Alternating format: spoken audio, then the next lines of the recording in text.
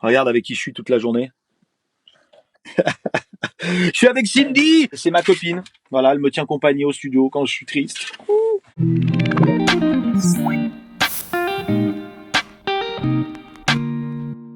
Écoute, là, je suis dans mon studio à Paris, dans le Marais, et j'ai la chance d'habiter en face de mon studio, donc j'y viens tous les jours. Enfin, ça change pas grand-chose pour moi, sauf que je suis confiné avec mes vinyles.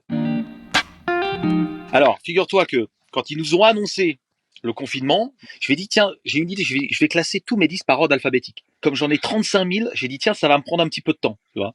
Et j'avais jamais fait de live Instagram avant, je te jure, avant, il y a 15 jours. Et je dis, tiens, je vais tester ça. Et là, le premier partage de la vidéo, 1 million de partages, incroyable. Les gens, comme si les gens attendaient ça, tu vois. Et depuis 15 jours, je fais des lives. Alors maintenant, ça devient un petit peu plus compliqué parce qu'il faut que je réfléchisse parce que je veux faire un thème par jour et puis j'aimerais ne pas jouer les mêmes titres tous les jours, tu vois. Donc je vais piocher dans mes disques. Donc je remets un nez dans tous mes vinyles et c'est incroyable.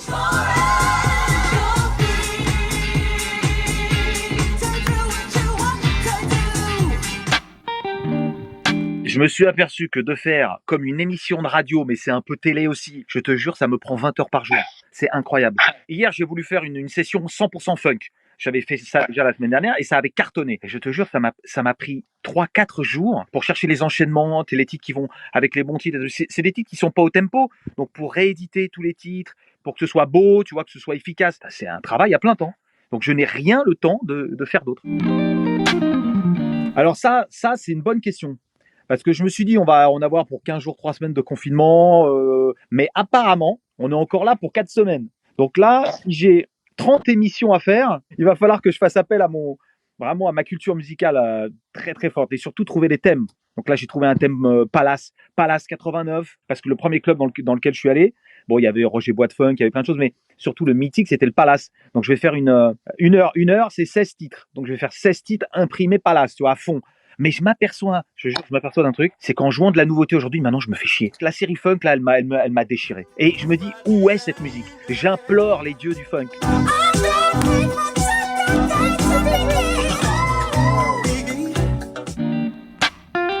Non, mais je suis pas, je me mets jamais en pyjama. Mais non, parce que debout, il faut que je me lève tous les jours bon, je me lève à 10h du mat, mais petit déj et je viens vite au studio à partir de 11h.